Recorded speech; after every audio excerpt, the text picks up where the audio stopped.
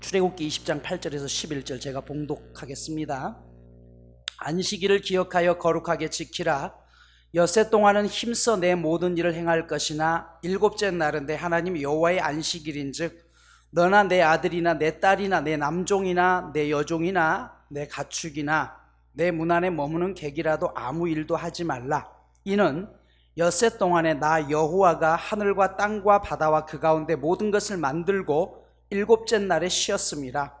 그러므로 나 여호와가 안식일을 복되게 하여 그날을 거룩하게 하였느니라.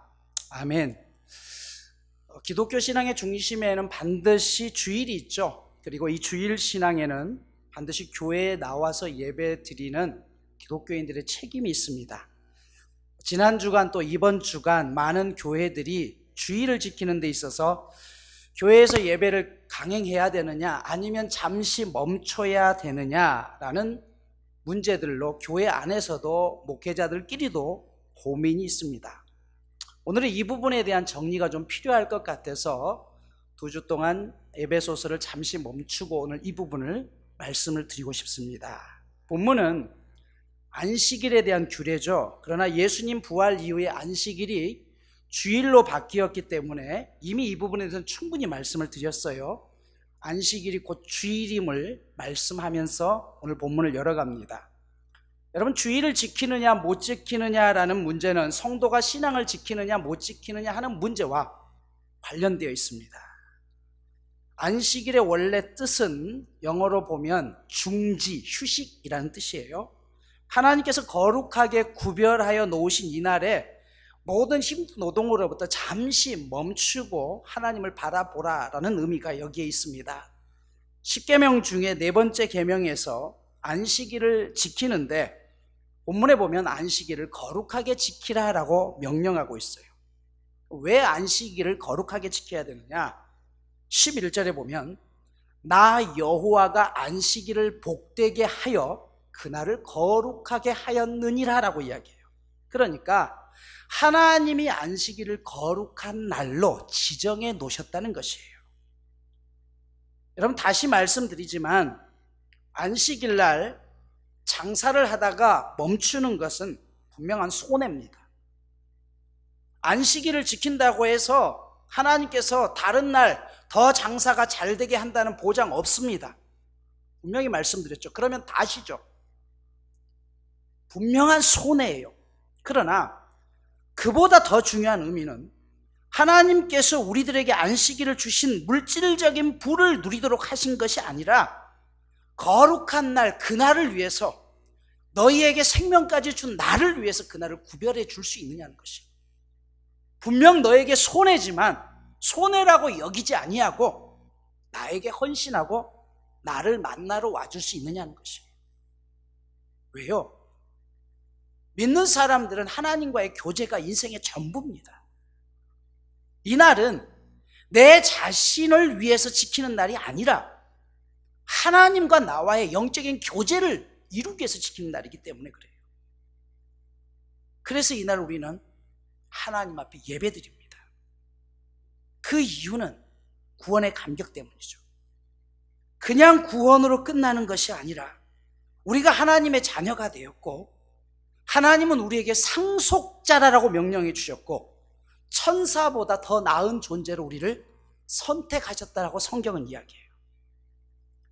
여러분, 그 일을 위해서 에베소서 3장 15절에 보면 우리에게 이름을 주셨다라고 했어요. 이름, 성도라는 이름, 하나님의 자녀라는 이름. 여러분, 이름을 주셨다. 성도, 거룩한 무리라고 했어요. 하나님께서 우리에게 이름을 부여해 주셨다는 것은 나의 존재의 의미를 새롭게 펼쳐가시겠다는 뜻이에요. 부모가 자녀들에게 이름을 지어줄 때는 그 이름값을 하며 살아가라는 것이에요. 이름의 가장 중요한 의미는 집안에 있으라고 지은 게 아닙니다. 네가 밖에 나갔어도 내 부모의 발음대로 네가 그 이름대로 살아갔으면 좋겠다. 이것이 부모가 자녀들에게 지어준 이름입니다. 너를 부른 것은 이곳에 너의 이름을 부른 이유는 단순히 자녀 삼은 걸로 끝난 것이 아니라 내가 너를 통해서 분명히 해야 될 사명을 주겠다는 그런 의미이기도 합니다. 여러분, 이스라엘 백성들이 지금까지도 가장 존경하는 인물이 있다면 다윗이죠. 하나님께서 다윗을 언제 불렀습니까? 그가 왕이 되었을 때 불렀나요? 아니었어요. 그가 목동이었을 때, 양치기였을 때 그를 불렀습니다. 하지만 하나님이 그를 불러주시는 그 순간부터 그는 양치기로 끝난 것이 아니라 하나님은 그를 더 크게 준비시키고 있었다는 사실이죠. 중요한 것은 다윗이 자신의 인생을 상상할 수는 없었지만 하나님이 자기를 부르시고 자기에게 기름 부음을 통해서 분명한 이름을, 새로운 사명을 주셨다는 것을 믿으면서 그의 마음속에 그 꿈을 펼쳐나가기 시작했다는 것이에요. 기대함이 있었다는 것입니다. 여러분, 우리가 그리스도인이 되었다는 말은 우리가 누구인가도 중요하지만 누구의 사람이 되었느냐가 더 중요한 것이에요. 이제부터 너는 그냥 한 사람이 아니라 나의 사람이다. 하나님의 사람이다. 그래서 내가 너를 통해서 분명하게 이 땅 가운데서 이룰 일들을 기대하고 있다는 뜻이에요. 여러분, 우리가 위대한 것은 예수님께서 우리를 불러주셨기 때문입니다. 하나님이 우리를 불러주셨을 때 우리가 하나님의 자녀가 되었어요. 이것은 이해할 수도 설명할 수도 없습니다. 그래서 성경은 은혜라고 이야기해요. 여러분, 하나님께서 우리에게 성도라는 이름을 주면서 하나님 역시 자신의 이름을 우리에게 알려주셨습니다. 맨 먼저 모세에게 알려주었죠. 히브리어로 야훼, 여호와라는 단어로 번역이 됩니다만은 야훼라는 뜻의 이름이 뭐예요? 나는 스스로 있는 자다. 여러분, 하나님의 이름이 야훼예요. 야훼. 제 이름이 송호명인 것처럼 하나님의 이름이 야훼라는 뜻입니다. 여호와라는 뜻이죠. 출애굽기 3장 15절에서는 이것이 나의 영원한 이름, 대대로 기억할 나의 이름이다라고 이야기를 해요. 여러분, 이 야훼라는 단어는 구약 성경에서만 무려 6823번이 사용됩니다. 우리가 창세기를 공부하면서 제가 끊임없이 말씀드렸던 게 있죠. 하나님의 이름, 하나님이 이르시되, 창세기 1장의 창조 때는 하나님이 이르시되라는 뜻은 엘로힘이라고 있어요. 그런데 하나님이 이르시되 하다가 어느 순간부터 여호와께서 이르시되로 바뀝니다. 이 여호와, 야훼라는 뜻이 주어질 때는 엘로힘의 하나님과 여호와의 뜻이 분명히 다르다고 했어요. 같은 하나님이지만 목적이 달라집니다. 엘로힘이라는 것은 파워, 강한 능력. 그래서 세상을 창조할 때는 야훼가 아닌 엘로힘, 하나님이 이 땅을 창조하셨다라고 했어요. 큰 능력으로. 그런데 여호와라는 이름이 맨 먼저 사용된 게 언제라고요? 언약을 중시할 때. 여호와께서 이르시되, 여호와가 말씀하시되, 이 말은 내가 너와 분명한 언약을 얻는다는 것이에요. 왜 이름이 이처럼 중요할까요? 예를 들어 저희 집에서 우리 아들이 예준이가 아빠라고 부르지 송호명 그렇게 부르진 않습니다. 무슨 뜻인지 알겠어요? 송호명 제 이름이에요. 그런데 이렇게 부르면 아주 버리장머리 없는 거죠. 누가 그러면 송호명이라고 부를까요? 내가 자녀들에게 분명한 약속을 할 때, 나 송호명이 너희들과 내 자식들하고 분명히 약속할 거야. 내 이름에 명예를 걸고 내가 너와 이거 약속할 거야. 이게 여호와라는 단어의 뜻입니다. 그러니까 하나님께서 분명한 언약을 주실 때는 여호와라가 이르시되, 여러분, 그래서 이스라엘 백성들은 성경을 읽다가 야훼라는 이름이 나오면 함부로 읽지는 못했어요. 자녀 입장에서 마치 송호명 부르는 것과 똑같은 의미였어요. 그래서 숨을 크게 들이쉬고 감히 자식이 아버지의 이름을 부를 수 없었기 때문에 아도나이, 나의 주님이라는 이름으로 바꿔서 불렀던 것입니다. 영어로는 I will be who I will be. 이 말은 무슨 말이냐면 나는 앞으로도 지금도 영원히 너와 함께 할 것이다. 이런 뜻이에요. 여러분, 이 은혜와 사랑에 대한 친밀한 응답으로 우리가 하나님께 예배드리는 것이죠. 그래서 주일은 그냥 쉬는 날이 아니라 그날을 기억하고 나와 약속하신 야훼 하나님과 그 감격 때문에 함께 하나님 앞에 아버지로서 그렇게 자녀된 우리가 예배를 드리는 것이죠. 그날을 기억하기 시작할 때 구별이 되고, 구별이 되기 시작하는 순간 거룩하게 노력하게 되고, 거룩하게 노력하는 순간 우리가 친밀하게 됩니다. 어버이날을 정해놓은 이유가 무엇이에요? 그날만큼이라도 부모님을 찾아뵙고, 그날만큼이라도 부모님의 사랑에 다시 한번 우리가 깨우침을 얻자. 주일을 정해놓은 것도 한 주간 동안 너희들이 세상 가운데 살지만 그날 한 시간만큼이라도 나의 사랑을 함께 나누고 기억해서 거룩하게 지키라는 뜻이죠. 그래서 우리는 나의 편의를 위해서 예배 드리는 것이 아니라 하나님 앞에 결심하고 구별된 시간에 구별된 장소에 나와서 하나님 앞에 예배 드리는 것이죠. 하나님은 당신이 특별한 대우를 받기를 원하십니다. 왜냐하면 그분이 우리의 주인이시기 때문에 그렇죠. 여러분, 높은 사람과 어려운 사람과 약속을 할 때 어떻게 하십니까? 상대방의 시간을 먼저 물어보고 상대방이 원하는 장소를 물어보고 거기에 맞추려고 하죠. 절대로 우리들의 편의가 예배 시간과 예배 장소를 마음대로 바꿀 수 있는 게 아니라는 것이에요. 그렇다면 본격적으로 하나님 앞에 우리가 어떻게 예배 드려야 될지를 말씀을 드리겠습니다. 첫 번째, 장소의 문제입니다. 이번 신종 코로나19로 인해서 많은 교회에서 예배가 중지되고 장소가 가정이나 다른 곳으로 바뀌었습니다. 그러면 앞으로 어떻게 해야 될까요? 이런 일들이 있으면 예배당에서 예배 드리는 것이 중단되어도 괜찮을까요? 정답은 가능하다입니다. 그러나 여기에 조건이 있어요. 예배당에서 예배 드리는 것보다 여러분들이 가정에서 예배 드리면서 더 열정적으로 하나님을 만날 수 있고 구별하여 드릴 수 있다면 그것이 맞습니다.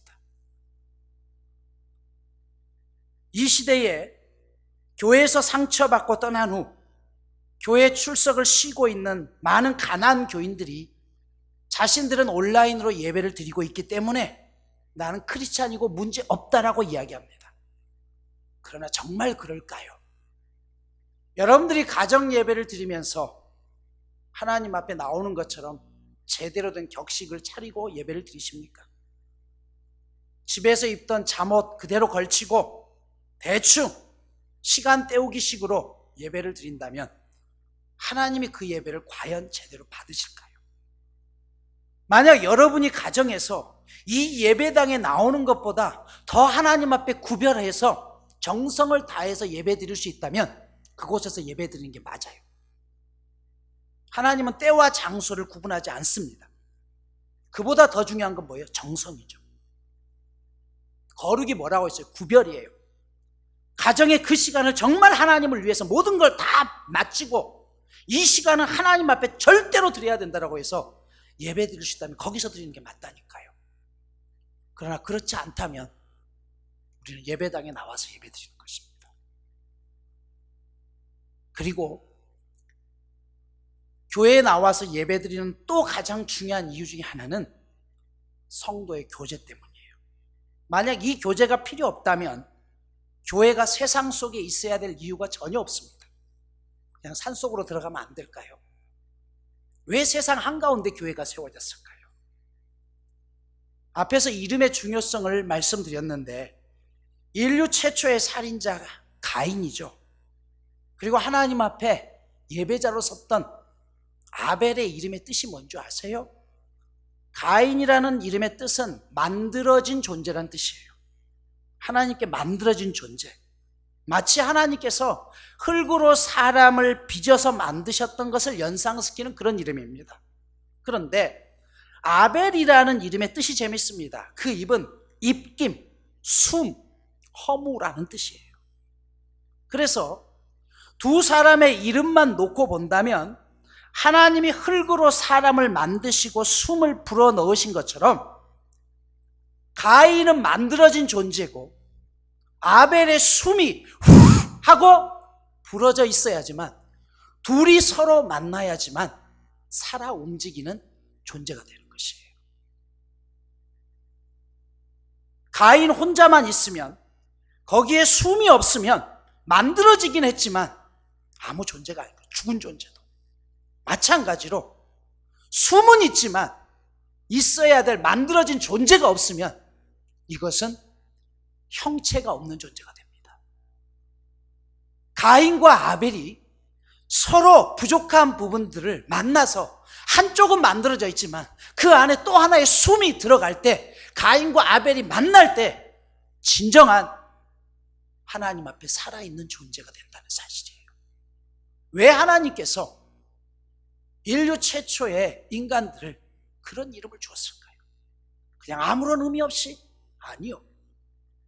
여러분, 가인에게 아벨이 필요하고 아벨도 가인이 필요한 것처럼 하나님을 믿는 믿음의 사람들이 홀로 서갈 수 있는 게 아니라는 것이에요. 반드시 함께 모여서 함께 위로하고 함께 한쪽에서는 숨이 되어준다면 한쪽에서는 만들어진 존재가 되어서 그 둘이 힘들더라도 함께 살아가야 되는 존재라는 것이에요. 이것을 사회적으로는 사회적인 존재라고 인간을 말합니다. 우리가 함께 교회에서 교제해야 되는 이유가 바로 여기에 있어요. 교제가 없으면 한쪽에서는 숨만 있는 것이고 한쪽에서는 빈 껍데기 육체만 있는 것 같다는 것이에요.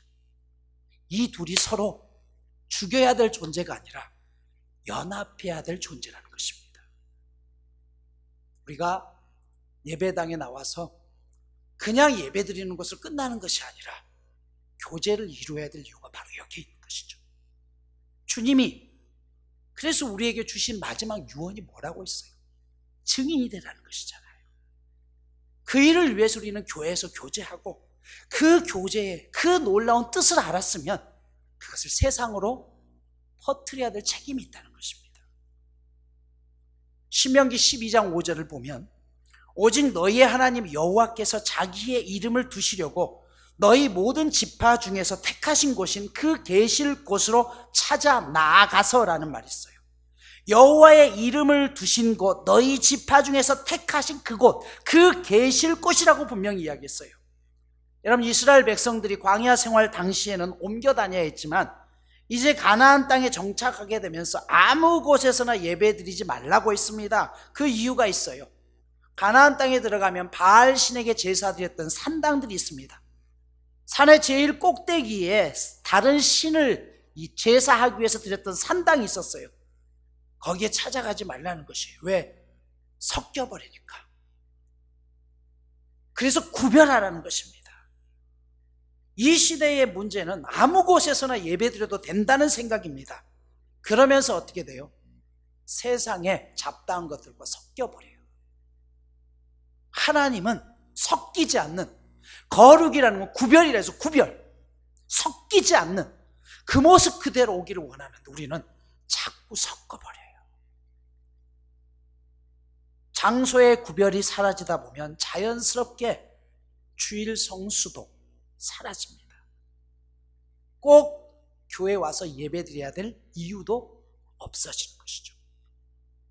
자, 그러다 보니 어떤 분들은 또 이번 사건들 속에서 병에 걸려서 죽더라도 예배가 멈추면 안 된다라고 주장하시는 분들도 있어요. 잘못된 것은 아닙니다. 정말 존경스러운 분들이죠. 그런 분들 때문에 이 땅의 교회가 지금까지 지속된 건 맞아요. 하지만 이번 사건을 예배의 단절이라고 생각하면 안 됩니다. 전염병을 통하여 예배를 단절시켰다. 아예 못 드리겠다. 어제 이재명 경기도지사가 그랬다면서요. 교회 문을 다 닫게 할까? 여러분, 그렇게 된다면 한국 교회는 닫았던 문을 더 열 겁니다. 기독교 역사상 억지로 하면 할수록 기독교는 밟으면 밟을수록 더 삐져나오죠. 지금은 자발적으로 멈춘 것이죠. 만약 공산주의자들이 핍박 속에서 예배를 드리지 못하게 한다? 그렇다면 목숨 걸고 드리는 게 맞습니다. 아마 경기도에서 더 이상 한국교회 예배 드리는 거 용납하지 않겠다고 한다면 저부터도 가만히 있지 않습니다. 그러나 여러분, 이번 건은 자발적인 멈춤이고 장소의 변경이라는 사실이에요. 왜요? 전염병 때문입니다. 레위기 11장을 보면 하나님께서 이스라엘 백성들에게 먹을 수 있는 짐승과 먹지 못하는 짐승을 구분해 놓았습니다. 그 이유가 뭐예요? 첫 번째는 성도의 교제권 때문이라고 했죠. 음식을 구별을 통해서 성도와 일반 사람들과의 구별하기를 원했어요. 예를 들어서 술 마시고 2차, 3차, 노래방, 또 단란주점, 그들과 어울리다면 함께 따라가게 되는 거죠. 그런데 이것을 금하면 어떻게 되는 거예요? 그들과의 교제권이 끊어지는 것이에요. 여러분, 그렇다고 해서 세상에서 무조건 기독교인들이 다 거부하라는 게 아니에요. 하나님께서 왜 음식의 구별을 하기를 원했을까요? 가나안 사람들이 먹는 음식과 이스라엘 먹는 사람들의 음식이 달라요. 그런데 그 안에 음식만 있는 것이 아니라 그 다음으로 나아가는 방식이 다른 거예요. 술을 먹는 게 문제가 아니라 술을 먹고 난 다음에 그 다음으로 단란주점을 가고 3차, 4차 여자에게 찾아가고 이런 것들을 금해야 될 이유가 더 큰 것과 같은 의미입니다. 두 번째, 정말 중요한 이유는 건강상의 문제와 전염병의 문제 때문에 레위기에서는 먹을 수 있는 음식과 먹지 못하는 음식을 구별합니다. 요즘 사회가 점점 잔인해지고 악해지는 이유 중에 하나는 음식 때문이다라고도 많이들 이야기하죠. 사슴피, 노루피 몸에 좋다고 마십니다. 그러나 피는 생명을 의미하며 이 피가 오염되었을 때 사람이 나타나는 가장 첫 번째가 간경화입니다. 간이 그대로 오염되면서 썩어버리죠. 이런 경우, 심한 경우 2시간 만에 사망하기도 합니다. 육식동물들이 죽은 지 오래된 동물의 사체를 먹고 난 짐승들에게 물릴 경우에 파상풍, 광견병이 동일하게 걸립니다.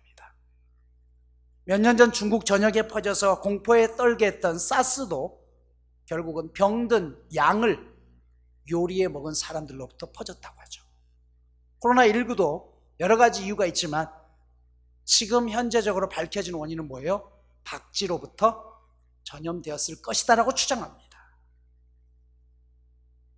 이스라엘 백성들이 광야에서 움직이는 인원만 200만 명이 넘었습니다. 그들에게 전염병이 돈다면 어떻게 될까요? 가장 위험한 것이 전염병입니다. 전쟁보다 위험한 게 전염병이에요. 전쟁은 눈에 보이죠. 그러나 전염병은 눈에 보이지가 않아요. 그래서 이스라엘 백성들이 행군을 하다가도 전염병이 돌기 시작하면 어떻게 해요? 멈춥니다. 그리고 그들을 철저히 격리시키죠. 아이를 낳은 산모들도 부정하다고 격리했던 이유가 뭐예요? 산모와 아이를 보호해야 될 필요가 있는 거예요. 그들이 병균에 취약하기 때문에. 나병 환자들이나 그 외에 피부병에 걸려도 그들을 일정 기간 동안 격리시켰습니다. 이유는 딱 한 가지예요. 그들이 부정하다기보다는 그 전염병이 퍼지는 걸 막기 위한 하나님의 방법이었어요. 민수기 12장에 보면 모세가 굿수 여인을 아내로 취하자 모세의 누나였던 미리암이 그런 모세를 비방합니다. 그러자 하나님께서 책망했던 미리암을 나병에 걸리게 하죠. 모세가 하나님께 누나를 용서해 달라고 기도하지만 하나님은 그 누이를 진 밖으로 쫓아냅니다. 나병에 걸렸기 때문에 격리시킨 거죠. 그리고 어떻게 했어요?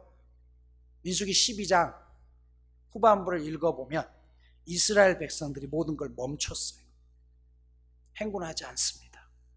그리고 그 미리암이 격리해서 끝나자 다시 그들은 움직이기 시작했습니다. 전부 동일한 이유죠.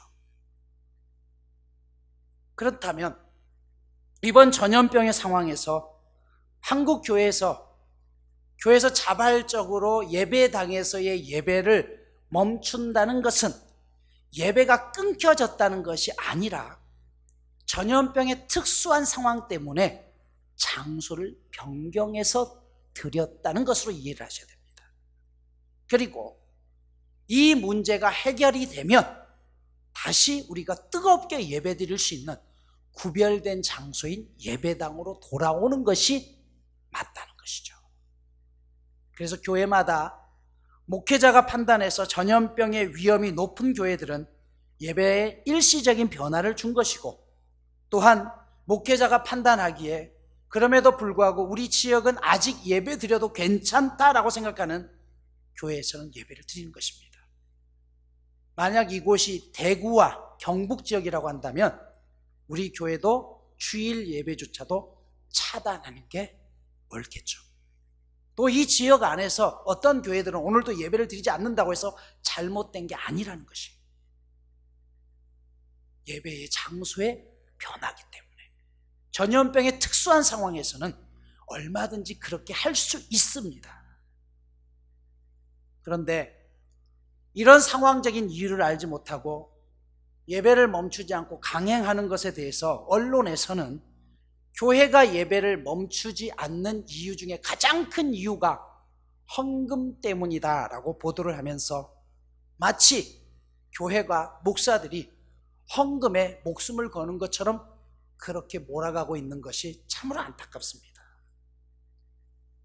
여기에 대해서 한 가지를 말씀드리면, 종신대 교수였던 김희석 교수님이 이 부분에 대한 말씀을 전해주셨는데, 그분의 이야기와 더불어 저의 생각을 붙이자면 이런 것이에요. 첫째로, 교회의 재정 수입의 가장 큰 부분은 11조 헌금입니다. 무슨 말씀이냐 하면 11조는 한두 주 예배당에서 예배 드리지 않는다고 해서 11조가 중단되는 게 아니라는 뜻이죠. 한 달, 두 달 예배를 못 드려도 11조는 따로 구별해 떼어놓습니다. 그래서 어떻게 해요? 나중에 한꺼번에 합니다. 그러니까 한두 주 예배 드리는 게 마치 헌금에 목말라서 예배 안 드린다? 틀린 말이라는 것이에요. 여러분, 11조는 내가 어느 날 갑자기 교회에 왔는데 마음이 확 감동이 와서 당장 시행할 수 있는 그런 믿음을 가진 사람이 아니죠. 이것은 하나님 앞에 끊임없이 하나님의 것을 구별할 수 있는 그런 믿음의 사람들만 드릴 수 있는 게 11조입니다. 그러니까 한 달이 예배가 멈추더라고 한들 이 11조는 절대 사라지지 않습니다. 두 번째, 코로나 사태로 주일 예배를 영상 가정 예배로 대신 드리는 것은 대개 감염 확산의 위험이 있는 중대형 이상의 규모를 갖춘 교회들입니다. 그런 교회들은 한두 주 헌금을 안 드린다고 한들 교회의 타격이 거의 없습니다. 그래서 대형 교회들은 어떻게 했어요? 가정에서 드렸던 헌금을 실제로 사회에 보내기도 하잖아요. 그것보다 더 두려운 것은 대형 교회 안에서 혹시라도 감염의 위험이 있어서 누군가 걸린다고 한다면 재정적인 타격보다 더 무서운 것은 뭐예요? 사회적인 이미지의 타격인 것이죠. 그래서 그것 때문에 멈추는 것이고 실시간으로 전송하면서 가정에서 예배드리라고 그렇게 권면하는 것이에요. 또한 실시간으로 영상 예배를 드릴 수 있는 그런 교회들은 이미 헌금도 온라인으로 다 시스템이 되어 있습니다. 그래서 어떻게 해요? 더 투명한 방법으로 통장으로 거래가 되면서 내가 헌금을 정확하게 했다는 게 더 보여지는 것이죠. 그럼에도 불구하고 마치 한국 교회가 헌금 때문에 예배 드리기를 중단할 수 없다. 그래서 교회라는 단체나 신천지라는 단체 너희가 다른 게 뭐냐라고 언론에서나 많은 사람들이 그렇게 잘못된 보도를 하고 있는 것이 참 안타깝다는 사실입니다. 이번 경우는 강제적인 멈춤이 아니라 어느 교회든지 자발적인 멈춤이었다는 사실을 아셔야 됩니다. 사회적인 상황, 국가적인 위기 상황에서 교회들이 그 위기를 함께 극복하고자 결단한 상황입니다. 밖에서 보이는 것이 전부가 아니죠. 우리가 하나님 앞에 예배드리는 것은 그 은혜의 감격 때문에. 그래서 다음 주에 말씀드리겠습니다만 에베소서 3장 4절에서는 사도 바울이 이것을 그리스도의 교회의 비밀이라고 이야기해요.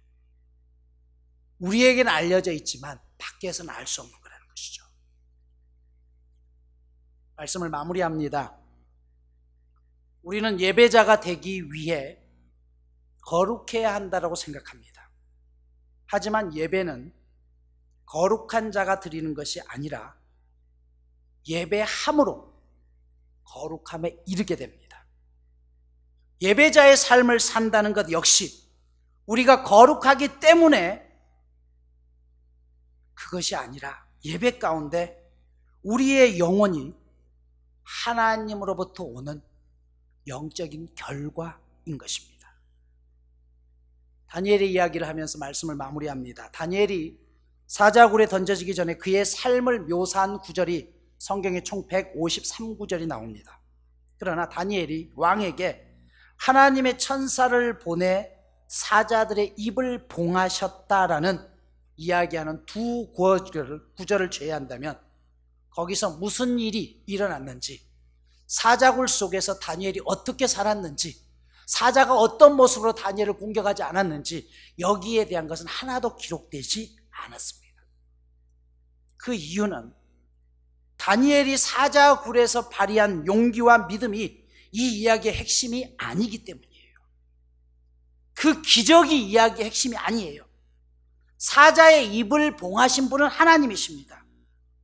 사자굴 속에 던져졌던 다니엘이 할 수 있었던 것은 무엇일까요? 기도하는 것이었죠. 왜 제가 이 말씀을 드리냐? 우리는 이 땅 가운데서 영웅다운 그리스도인으로 살아가기 원합니다.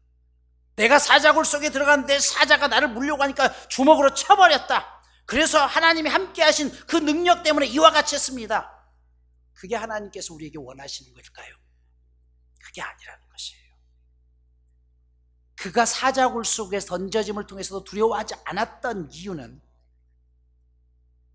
사자굴의 다니엘을 닮으려고 애쓰는 것이 아니라 그의 날마다의 평상시의 삶이 하나님을 예배하는 삶이었다는 것이에요. 다니엘 이야기는 그것을 이야기해요. 어떤 핍박 속에서도 예루살렘 쪽을 향해서 그의 창문을 열어놓고 하나님 앞에 기도하는 삶. 그래서 하나님을 믿고 예수를 믿기 때문에 고난이 없는 것이 아니라 더 많은 고난이 당겨졌죠. 그것 때문에 죽을 뻔한 고난을 당했고, 그것 때문에 사자굴 속에 들어가지 않아도 될 다니엘이 사자굴 속에 들어갑니다.